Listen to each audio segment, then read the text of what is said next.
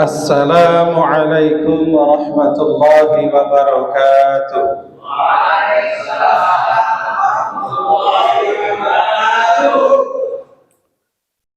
Bismillahirrahmanirrahim. Alhamdulillahi rabbil alamin. Wabihi nasta'inu ala umuri dunya waddin. Assalatu wassalamu wal barakatu ala sayyidil alamin habibina wa maulana Muhammad sallallahu alaihi wasallam wa ala alihi wa ashabihi wa atba'ihi ila yaumiddin, amma ba'd. Hadratul muhtaramun, para asatid, para kiai, kaum muslimin yang berbahagia rahimakumullah. Wabil khusus para pecinta secangkir hikmah. Kalau pengen nambah berarti 2 cangkir. Alhamdulillah wa syukrulillah. Marilah kita selalu memanjatkan puja dan syukur kehadirat Allah Subhanahu wa ta'ala yang dengan barokah rahmatnya, hidayah petunjuknya, inayah pertolongannya, kita semua masih dipertemukan di acara rutinan kita dalam rangka ma'rifatullah, dalam rangka memahami dan meyakini Allah Subhanahu wa ta'ala, baik zatnya, sifatnya ataupun asma-asma'nya. Semoga Allah Subhanahu wa ta'ala selalu menambah keimanan kita semakin baik, ma'rifah kita semakin naik, dan dijadikan kita sebagai hamba-hambanya yang selalu ingat kepadanya, yang selalu bertawakal dalam segala hal kepadanya. Amin ya rabbal alamin. Salawat, salam dan barokah semoga tercurah atas Sayyidil Wujud, Sayyidil Alamin, pemimpin semesta alam, baginda kita Nabi Agung Muhammad sallallahu alaihi wasallam beserta keluarga beliau, para sahabat beliau, para pengikutnya, para pecinta majelis zikir, majelis asmaul husna, majelis ilmu, dan majelis-majelis baik lainnya. Hadirin rahimakumullah, setelah kemarin kita menyampaikan asma yang ke-31 kemarin ya, Al-Latif, di mana maknanya sudah maklum, maha lemah lembut, menuntun kita dengan kelembutannya, menciptakan kita, kemudian membuat kejadian dengan lemah lembut, tidak buru-buru. Maka tentunya kita pun dalam beribadah kepada Allah Subhanahu wa ta'ala mencontoh Al-Latif. Kalau kita baca Al-Quran, gak usah buru-buru. Kita ngejar apa? Kalau kita sholat, gak usah buru-buru. Kita sholat dengan baik, dengan halus, dengan fokus, agar sholat kita menjadi sholat yang rapi, sholatnya orang yang meyakini asma Allah Al-Latif. Berhati-hati. Kemudian malam ini kita akan mempelajari Asmaul Husna yang ke-32. Betul? Al-Khabir. Al-Khabir biasa kita mungkin mendengar maknanya ada yang memaknai zat yang maha apa? Maha mewaspadai, maha mengetahui lembut-lembutnya perkara atau terperincinya suatu perkara. Makna yang sesuai dengan ta'rifnya adalah al-khabir huwa alladhi la ta'zubu anhu al-akhbarul batinah. Kalau al-alim maknanya maha mengetahui. Al-alim maha mengetahui secara umum. Kalau al-khabir alladzi la ta'zubu anhu al-akhbarul batinah, zat yang maha mengetahui yang gaib, yang batin, yang tidak hilang dari Allah tentang segala berita kejadian yang batin, yang tidak nampak oleh kita, termasuk hati kita sendiri yang tidak nampak oleh orang lain. Jadi kalau al-alim, contoh bapak-bapak datang ke masjid, Allah maha tahu dengan asma'nya al-alim, zat yang maha mengetahui. Tetapi di hati kita ketika kita datang ke masjid, ke majelis ilmu, maka hati kita niatnya apa datang ke masjid, niatnya apa datang ke acara secangkir hikmah, maka Allah maha mengetahui batin kita dengan asmanya al-khabir. Bisa difahami perbedaannya Pak? Bisa ya. Kita pakai baju putih, maka Allah maha mengetahui kita menggunakan baju putih sunnah, tapi Allah juga mengetahui hitamnya hati kita. Berarti Allah maha al-khabir. Niat kita apa pakai baju putih? Itu untuk contoh saja, jangan tersinggung yang pakai baju putih ya. Jangan. Gak jaminan juga kita yang bajunya hitam baik juga belum. Artinya agar kita maklum, jadi tahu bahwa Allah tidak hanya melihat zahir kita, tidak hanya melihat kegiatan kita yang baik, tetapi melihat niat kita. Karena Allah adalah zat yang maha mengetahui hal-hal yang gaib, yang batin. Ya, itu ya. Juga Allah Subhanahu wa ta'ala, kalau tadi mau yang batin, maka di antara cabangnya Allah maha mengetahui atau huwallazi ya'lamul bawa'itha wal khawatira. Batin itu ketika kita mau ke masjid, maka motivasi kita apa? Allah tahu. Ada acara hajatan di mana, maka ketika kita keluar, Allah tahu ini bocah niatnya begini. Allah maha tahu. Itu artinya Allah al-khabir.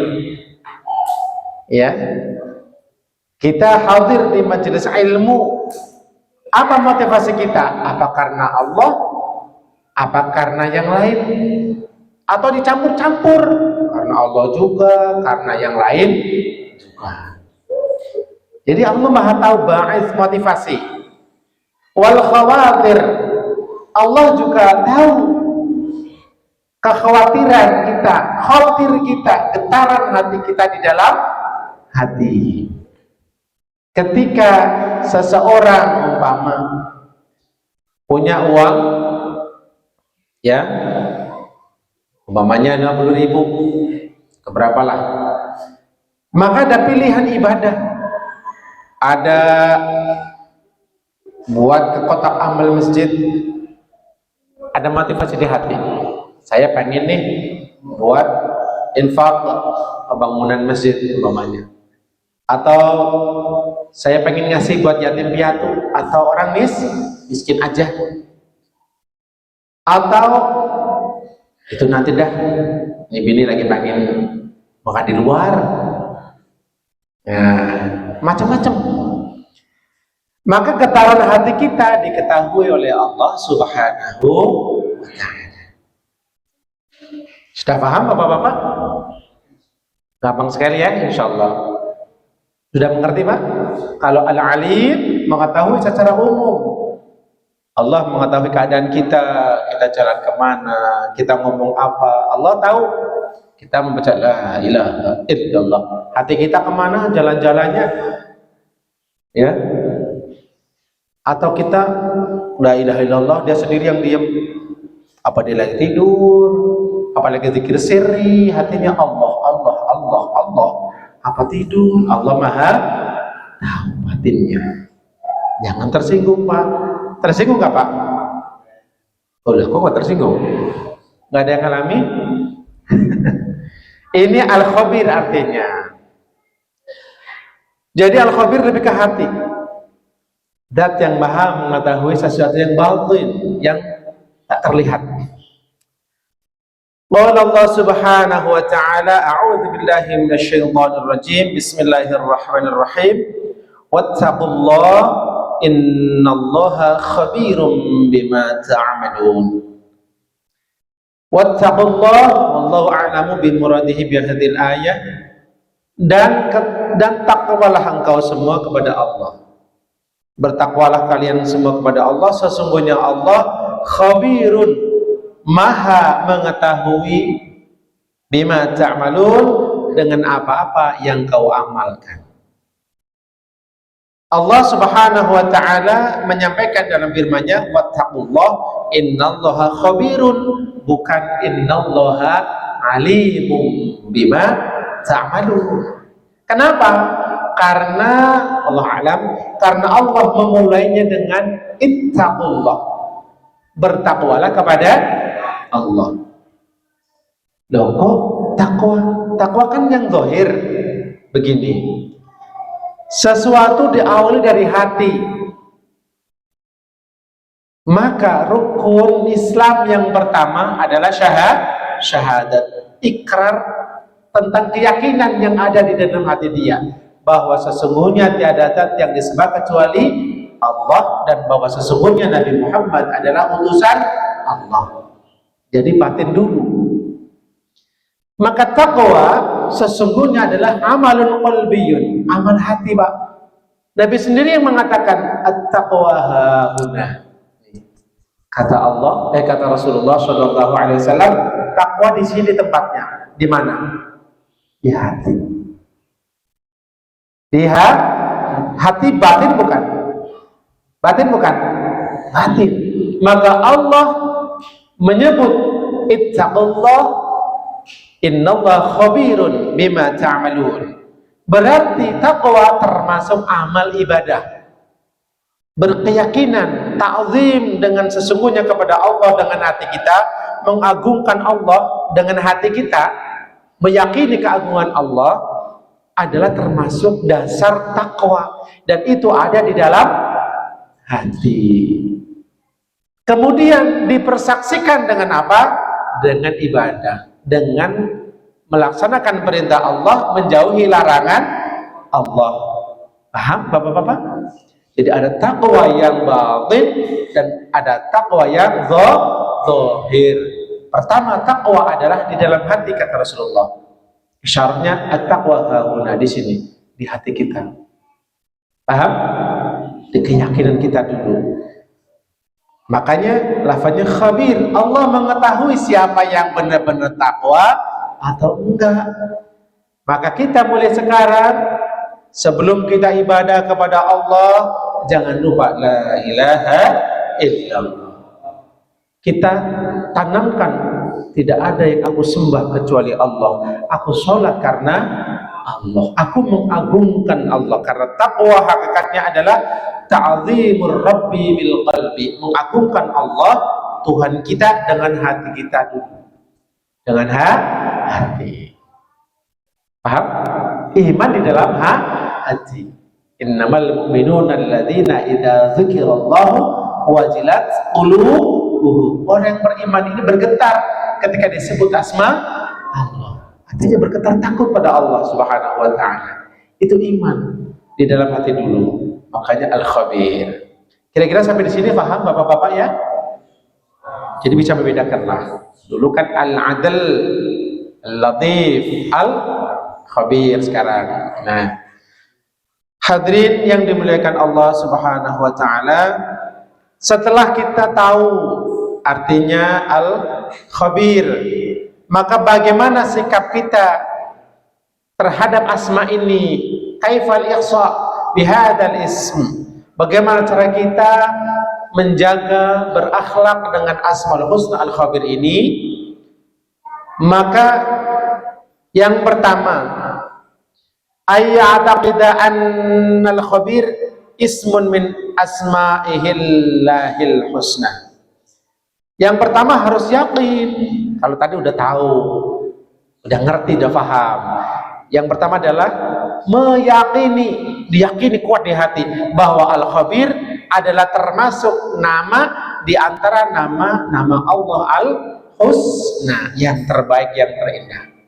Harus yakin, Pak. Nggak yakin, berarti dia menghilangkan sebagian asma Allah di dalam Al-Quran, berarti kufur dengan Al-Quran. Harus yakin ya Pak ya. Pertama harus yakin Allah Maha mengetahui segala sesuatu yang gaib, yang batin. Yang pertama, tanamkan di hati Pak ya. Yang kedua, wa ayyakuna fi ghayatil ihtiyati fi aqwalihi wa a'malihi wa ahwalihi li'annahu ta'ala yakshifu jami'a dzalik. Yang kedua adalah berusaha, berupaya untuk sungguh-sungguh berhati-hati. Kalau udah yakin Allah itu Al-Khabir, maka yang kedua berupaya sungguh-sungguh untuk berhati-hati di dalam segala ucapan, perbuatan, dan gerak-gerik hati kita. Paham ya Pak ya? Allah Maha mengetahui hati saya loh. Hati-hati kita. Hati-hati. Hati-hatinya bukan sementara, tapi istiqomah, terus berusaha. Al-Khabir, Allah Maha mengetahui hati saya. Gitu ya. Jadi artinya kita berusaha maksimal untuk selalu berhati-hati dalam mengucapkan apapun, baik ucapan kita dengan bahasa manusia ataupun ucapan kita ketika kita membaca Al-Quran, ya, maka semua kita harus hati-hati. Yang kedua, hati-hati dalam amal kita, karena Allah Al-Alim Al-Khabir. Ketika kita sholat, sholatnya jangan ngawur. Kita sudah ngaji fiqih, jangan banyak gerak-gerak, jangan garuk sana, garuk sini, pencet sana, pencet sini, kaki bergerak ke sana sini. Masya Allah. Ini orang percaya nggak sih Allah Maha Al-Khabir, Maha Al-Alim? Nah, merasa diawasi Pak. Paham Pak ya? Juga menjaga hati, ikhtiar ini. Berusaha sungguh-sungguh menjaga hati. Ini ada orang, orangnya kelihatan zahirnya jelek, udah gitu dia utang sama kita, pura-pura dia nggak lihat kita komentar suudzon. Allah dengar nggak? Dengar nggak kira-kira? Maha tahu, Al-Khabir. Jaga hati kita, ya Pak ya. Masya Allah. Ini pentingnya kita ngaji Asmaul Husna agar hati kita semakin baik, ucapan kita, amal kita semakin baik. Yang ketiga, wa ayyakuna khabiran bima yajri fi qalbihi minal khafaya allati yattasifu bil qalbu minal mahmudati wal madhmumat. Yang ketiga adalah selalu berusaha untuk meneliti, memahami ma yajri fi qalbihi, apa yang tergetar di hati. Istilahnya kita mawas diri di hati kita. Umpamanya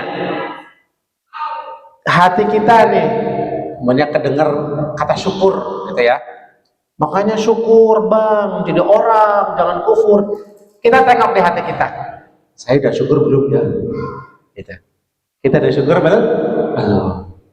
Oh, belum nih kayaknya nih. Mulai kita bersyukur, berusaha. Ketika itu baik nggak? Baik? Baik. Abang yang sabar. Memang lagi begini zamannya, ntar juga dapat pesangon, sabar. Ya, tahan, jangan suudzon. Maka ini juga baik. Oke? Jadi bersabar. Apalagi zuhud fid dunya, qanaah. Itu akhlak hati yang baik. Oh, saya sudah qanaah, alhamdulillah. Bisa menerima apa adanya. Ya. Atau akhlak yang terbersih di hati kita yang buruk. Ketika kita mendengar tentang kata-kata sombong, wahai manusia janganlah kamu sombong. Kontrol hati kita. Kita sombong gak ya? Gitu ya.